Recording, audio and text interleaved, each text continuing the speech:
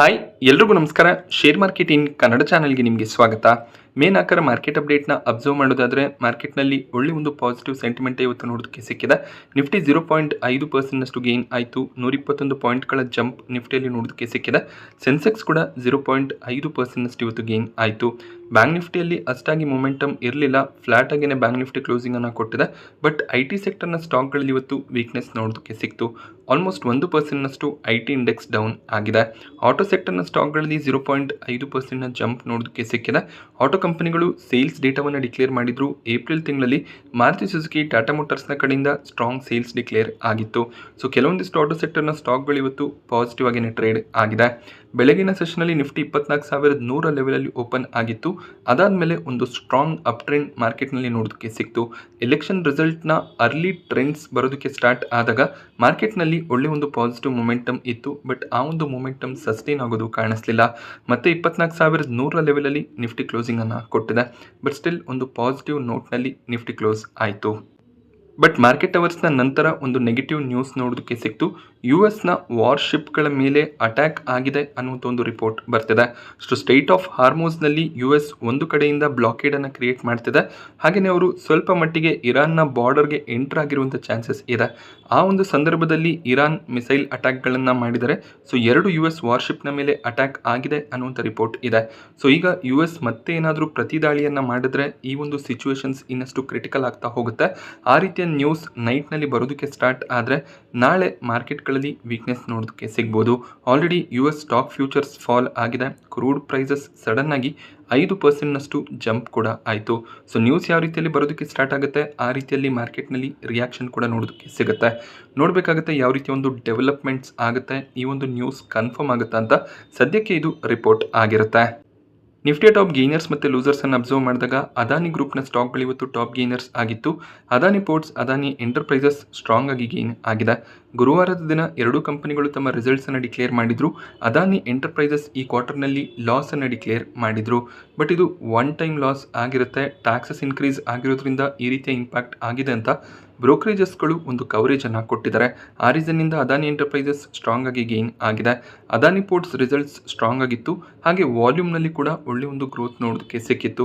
ಹಾಗೆ ನೆಕ್ಸ್ಟ್ ಕ್ವಾರ್ಟರ್ಗಳಲ್ಲಿ ಕೂಡ ಒಳ್ಳೆ ಒಂದು ಮೊಮೆಂಟಮ್ ಇರುತ್ತೆ ಅನ್ನುವಂಥ ಎಕ್ಸ್ಪೆಕ್ಟೇಷನ್ ಇದೆ. ಬ್ರೋಕರೇಜಸ್ಗಳು 1,900ರಿಂದ 2,000ವರೆಗೂ ಟಾರ್ಗೆಟ್ಸ್ಗಳನ್ನು ಅದಾನಿ ಪೋರ್ಟ್ಸ್ಗೆ ಕೊಟ್ಟಿದ್ದಾರೆ. ಈ ರೀಸನ್ನಿಂದ ಅದಾನಿ ಪೋರ್ಟ್ಸ್ ಸ್ಟ್ರಾಂಗ್ ಆಗಿ ಟ್ರೇಡ್ ಆಯಿತು. ಐಷರ್ ಮೋಟಾರ್ಸ್ 3%ನಷ್ಟು ಗೇನ್ ಆಗಿದೆ. ಸೇಲ್ಸ್ ಸ್ಟ್ರಾಂಗ್ ಆಗಿ ಇರೋದ್ರಿಂದ ಆಟೋ ಸ್ಟಾಕ್ಗಳಲ್ಲಿ ಮೊಮೆಂಟಮ್ ಕಾಣಿಸಿದೆ. HUL, ಜಿಯೋ ಫಿನಾನ್ಷಿಯಲ್ಸ್ ಕೂಡ 2.5%ಗೂ ಹೆಚ್ಚಾಗಿ ಇವತ್ತು ಗೇನ್ ಆಯಿತು. ನಿಫ್ಟಿಯ ಟಾಪ್ ಲೂಸರ್ಸನ್ನು ಅಬ್ಸರ್ವ್ ಮಾಡಿದಾಗ ಭಾರತಿ ಏರ್ಟೆಲ್ ಟಾಪ್ ಲೂಸರ್ ಆಗಿತ್ತು. 3%ನ ಡೌನ್ ಸೈಡ್ ಭಾರತಿ ಏರ್ಟೆಲ್ನಲ್ಲಿ ನೋಡೋದಕ್ಕೆ ಸಿಕ್ಕಿದೆ. ಸೊ ವೊಡಾಫೋನ್ಗೆ AGR ರಿಲೀಫ್ ಸಿಕ್ಕಿರೋದು ಎಲ್ಲೋ ಒಂದು ಕಡೆ ನೆಗೆಟಿವ್ ಫ್ಯಾಕ್ಟರ್ನ ಪ್ಲೇ ಮಾಡಿರುವಂಥ ಚಾನ್ಸಸ್ ಇರುತ್ತೆ. ಹಾಗೆ ಕೋಟಕ್ ಮಹೀಂದ್ರಾ ಬ್ಯಾಂಕ್ ಕೂಡ 3% ಅರೌಂಡಲ್ಲಿ ಕರೆಕ್ಟ್ ಆಗಿದೆ. ಶನಿವಾರ ಕೋಟಕ್ ಮಹೀಂದ್ರಾ ಬ್ಯಾಂಕ್ ತಮ್ಮ ರಿಸಲ್ಟ್ಸನ್ನು ಡಿಕ್ಲೇರ್ ಮಾಡಿದ್ರು. ಎಸ್ಟಿಮೇಷನ್ನ ರೀತಿಯಲ್ಲಿ ಪ್ರಾಫಿಟ್ಸ್ ಡಿಕ್ಲೇರ್ ಆಗಲಿಲ್ಲ. ಆ ರೀಸನ್ನಿಂದ ಸ್ವಲ್ಪ ಮಟ್ಟಿಗೆ ಸೆಲ್ಲಿಂಗ್ ಪ್ರೆಷರ್ ಕೋಟಕ್ ಮಹೀಂದ್ರಾ ಬ್ಯಾಂಕಲ್ಲಿ ನೋಡೋದಕ್ಕೆ ಸಿಕ್ಕಿದೆ. ಡಾಕ್ಟರ್ ರೆಡ್ಡಿಸ್ ಲ್ಯಾಬ್ 2.5%ಗೂ ಹೆಚ್ಚಾಗಿ ಕರೆಕ್ಟ್ ಆಗಿದೆ. ONGC 2%ನಷ್ಟು ಕರೆಕ್ಟ್ ಆಯಿತು. ಬಟ್ ಈಗ ಆಫ್ಟರ್ ಮಾರ್ಕೆಟ್ ಅವರ್ಸ್ ಬಂದಿರುವಂಥ ಡೆವಲಪ್ಮೆಂಟ್ನಿಂದ ಕ್ರೂಡ್ ಪ್ರೈಸಸ್ ಮತ್ತೆ ಇನ್ಕ್ರೀಸ್ ಆದರೆ ONGC ಸ್ಟಾಕ್ ಪ್ರೈಸ್ನಲ್ಲಿ ನಾಳೆ ಒಂದು ಸ್ಟ್ರಾಂಗ್ ಪಾಸಿಟಿವ್ ಮೊಮೆಂಟಮ್ ನೋಡೋದಕ್ಕೆ ಸಿಗ್ಬೋದು. TCS ಸ್ಟಾಕ್ ಪ್ರೈಸ್ನಲ್ಲಿ ಕೂಡ 1.5%ಗೂ ಹೆಚ್ಚಿನ ಕರೆಕ್ಷನ್ ನೋಡೋದಕ್ಕೆ ಸಿಕ್ಕಿದೆ. ಆ ರೀಸನ್ನಿಂದ IT ಇಂಡೆಕ್ಸ್ನಲ್ಲಿ ಕೂಡ ಇವತ್ತು ವೀಕ್ನೆಸ್ ಇತ್ತು. ವೀಕೆಂಡ್ನಲ್ಲಿ ಅವೆನ್ಯೂ ಸೂಪರ್ ಮಾರ್ಟ್ಸ್ ತಮ್ಮ ರಿಸಲ್ಟ್ಸನ್ನು ಡಿಕ್ಲೇರ್ ಮಾಡಿದ್ರು. ಸ್ಟಾಕ್ ಇವತ್ತು 5%ನಷ್ಟು ಕರೆಕ್ಟ್ ಆಗಿದೆ. ಒಳ್ಳೆ ಒಂದು ರಿಸಲ್ಟೇ ಅವೆನ್ಯೂ ಸೂಪರ್ ಮಾರ್ಟ್ನ ಕಡೆಯಿಂದ ಬಂದಿತ್ತು. Year on year performance strong ಆಗಿತ್ತು. But quarter on quarter profit drop ಆಗಿತ್ತು. ಬ್ರೋಕರೇಜಸ್ಗಳು ತಮ್ಮ ಒಂದು ಟಾರ್ಗೆಟ್ಸ್ಗಳನ್ನು ಕೂಡ ಕೊಟ್ಟಿದ್ದಾರೆ. CLSA ಈಗಲೂ ಕೂಡ ಔಟ್ ಪರ್ಫಾರ್ಮ್ ರೇಟಿಂಗ್ ಕೊಡ್ತಿದ್ದು 6,628ರ ಟಾರ್ಗೆಟ್ ಪ್ರೈಸನ್ನು ಕೊಡ್ತಾ ಇದ್ದಾರೆ. ಈಗ ಅವೆನ್ಯೂ ಸೂಪರ್ ಮಾರ್ಟ್ಸ್ 4,300 ಅರೌಂಡಲ್ಲಿ ಟ್ರೇಡ್ ಆಗ್ತದೆ. ಹಾಗೆ ಮಾರ್ಗನ್ ಸ್ಟ್ಯಾನ್ಲಿ ಕೂಡ ಓವರ್ ವೇಟ್ ರೇಟಿಂಗನ್ನು ಕೊಟ್ಟು 5,188ರ ಟಾರ್ಗೆಟ್ ಪ್ರೈಸನ್ನು ಕೊಡ್ತಾ ಇದ್ದಾರೆ. ಬಟ್ ಜೆಫ್ರೀಸ್ ಈಗಲೂ ಕೂಡ ಹೋಲ್ಡ್ ರೆಕಮೆಂಡೇಶನ್ ಕೊಟ್ಟಿದ್ದಾರೆ. ಕಾಷಿಯಸ್ ಸ್ಟ್ಯಾನ್ಸ್ ಇದೆ. ಇವರು 4,500 ಟಾರ್ಗೆಟ್ ಪ್ರೈಸನ್ನು ಕೊಟ್ಟಿದ್ದಾರೆ. ಸೊ ಅವೆನ್ಯೂ ಸೂಪರ್ ಮಾರ್ಟ್ ಈಗೇನು ಪ್ರೈಸ್ನಲ್ಲಿ ಟ್ರೇಡ್ ಆಗ್ತಿದೆ ಆ ಪ್ರೈಸ್ನ ಅರೌಂಡಲ್ಲೇ ಮುಂದಿನ 1 ವರ್ಷ ಟ್ರೇಡ್ ಆಗುತ್ತೆ ಅನ್ನೋದು ಜೆಫ್ರೀಸ್ನ ವ್ಯೂ ಆಗಿರುತ್ತೆ. ಬಟ್ CLSA ಒಂದು ಸ್ಟ್ರಾಂಗ್ ಟಾರ್ಗೆಟ್ಸನ್ನು ಕೊಟ್ಟಿದ್ದಾರೆ. ಓವರ್ ಆಲ್ ಪರ್ಫಾರ್ಮೆನ್ಸನ್ನು ಅಬ್ಸರ್ವ್ ಮಾಡಿದಾಗ ಡಿಮಾರ್ಟ್ನ ಪರ್ಫಾರ್ಮೆನ್ಸ್ ಈ ಕ್ವಾರ್ಟರ್ನಲ್ಲಿ ಸ್ಟ್ರಾಂಗ್ ಆಗಿ ಕಾಣಿಸಿದೆ. BHEL ಸ್ಟಾಕ್ ಪ್ರೈಸ್ನಲ್ಲಿ 10%ನ ಅಪ್ಪರ್ ಸರ್ಕ್ಯೂಟ್ ಇವತ್ತು ನೋಡೋದಕ್ಕೆ ಸಿಕ್ತು. ಬಟ್ ಅದಾದಮೇಲೆ ಪ್ರಾಫಿಟ್ ಬುಕ್ಕಿಂಗ್ ಬಂದಿದೆ. ಇದಕ್ಕೆ ರೀಸನ್ ಕಂಪನಿಯ Q4 ರಿಸಲ್ಟ್ ಆಗಿರುತ್ತೆ. ಕಂಪನಿ ಎಸ್ಟಿಮೇಷನ್ಸನ್ನು ಬೀಟ್ ಮಾಡಿದೆ, ಹಾಗೆ ಪ್ರಾಫಿಟ್ಸ್ ಡಬಲ್ ಆಗ್ತಿರೋದು ಕಾಣಿಸ್ತಿದೆ. ಒಳ್ಳೆ ಒಂದು ಆರ್ಡರ್ ಬುಕ್ ಕೂಡ ಇರೋದು ಕಂಪನಿಯ ಸ್ಟ್ರೆಂತ್ ಆಗಿರುತ್ತೆ. ಆ ರೀಸನ್ನಿಂದ ಸ್ಟಾಕ್ನಲ್ಲಿ ಒಂದು ಸ್ಟ್ರಾಂಗ್ ಮೊಮೆಂಟಮ್ ನೋಡೋದಕ್ಕೆ ಸಿಗ್ತದೆ. ಹಾಗೆ ಇನ್ವೆಸ್ಟರ್ಸ್ಗಳಿಗೆ ಒಳ್ಳೆ ಒಂದು ರಿಟರ್ನ್ಸನ್ನು BHEL ಜನರೇಟ್ ಮಾಡಿ ಕೊಟ್ಟಿದೆ.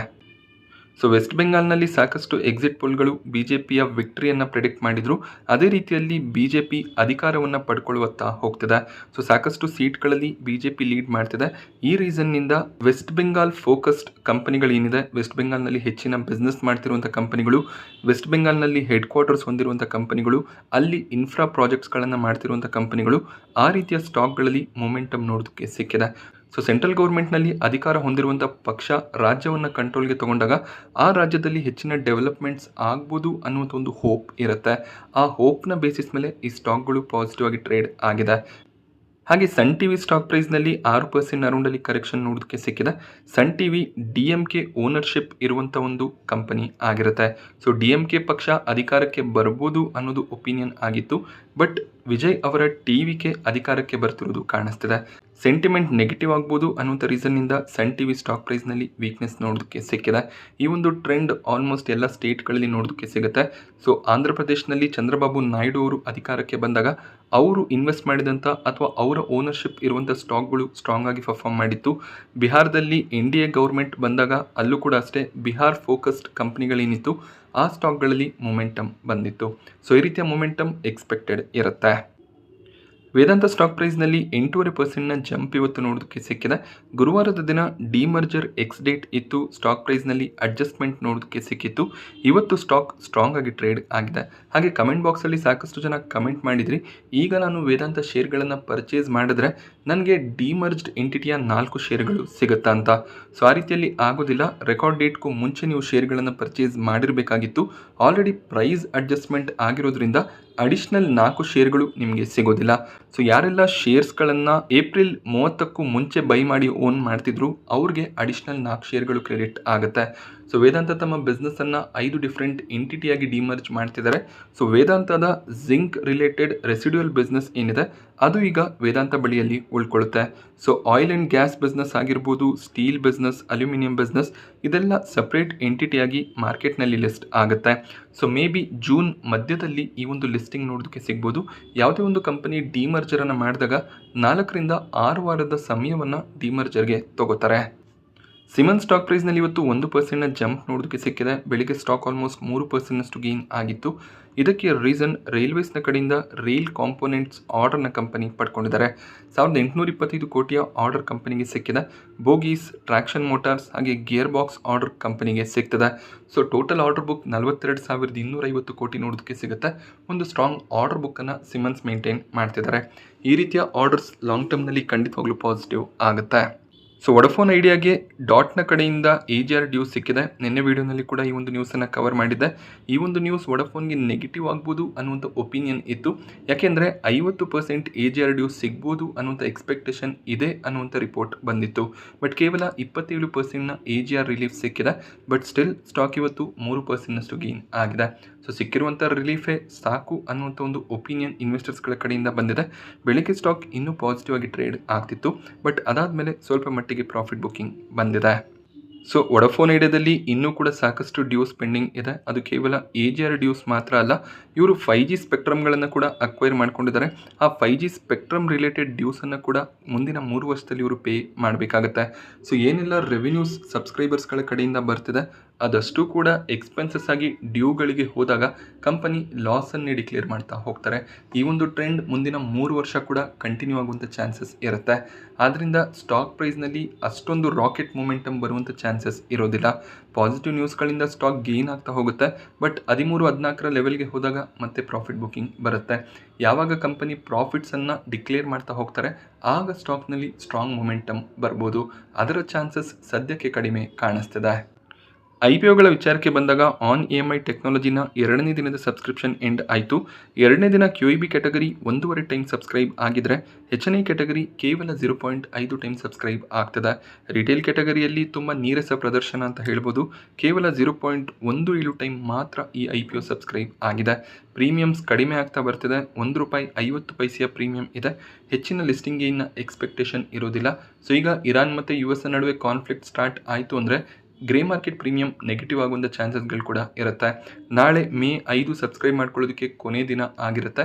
ಸೊ ಈ ಒಂದು IPOನ ಅವಾಯ್ಡ್ ಮಾಡೋದೇ ಬೆಟರ್ ಡಿಸಿಷನ್ ಆಗುತ್ತೆ.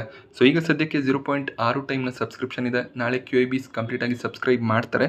ಬಟ್ ಸ್ಟಿಲ್ ಲಿಸ್ಟಿಂಗ್ ಇನ್ನ ಚಾನ್ಸಸ್ ಕಡಿಮೆನೇ ಇರುತ್ತೆ. ನಾನಿವತ್ತು ನಿಮಗೆ ಮಾರ್ಕೆಟ್ನ ಬಗ್ಗೆ ಪ್ರೊವೈಡ್ ಮಾಡಿದಂಥ ಇನ್ಫಾರ್ಮೇಷನ್ ಇಷ್ಟ ಆದರೆ ವೀಡಿಯೋನ ಲೈಕ್ ಮಾಡಿ. ಹಾಗೆ ಇದೇ ರೀತಿಯ ಮಾರ್ಕೆಟ್ ಅಪ್ಡೇಟ್ಸ್ಗಳಿಗೆ ಚಾನಲ್ನ ಸಬ್ಸ್ಕ್ರೈಬ್ ಮಾಡ್ಕೊಳ್ಳಿ. Thank you friends.